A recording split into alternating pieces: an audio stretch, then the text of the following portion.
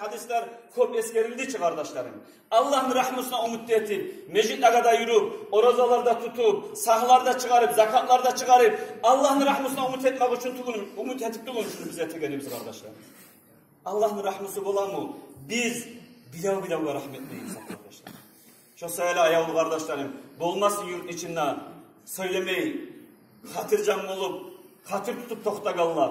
Şöyleler barını bilen bulsak kardeşlerim, şu ekli erişkenin arasına til yürütüp fitnatçı olmayı, geliniz maslahatçı olayı. Her tokumlu barçı ulular ululuğu yürütmasa, cahiller ululuğa hürmet etmeyici, bilgen zamanla şu erişkenler barın tokumunla tayfasına maslahatka yürüme tarır. Baliki etkisine geçmege suyup, birinci abadlı etmege tartılıp toktagandır. Bir adam koşulup maslahat etse, şu abadlarda yetelinip, şu olan arasında tatululuk bulup kala kardeşler.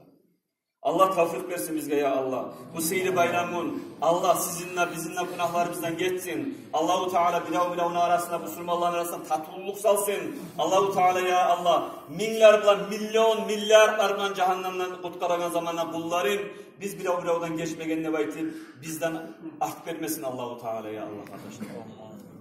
Bir daha da Tileymen Allahu Teala'ga Allah kabul etsin sizinle bizimle bari bizde tutan orazaları bizde etken ibadatları bizde yıldan yılga esen aman sağ salama suyunup kuanır bu seyli aylaga seyli geçelege yetişmege Allahu Teala bizge bari bizge nasip etsin ya Allah. Esselamu aleyküm ve rahmetullahi ve berekatuhu.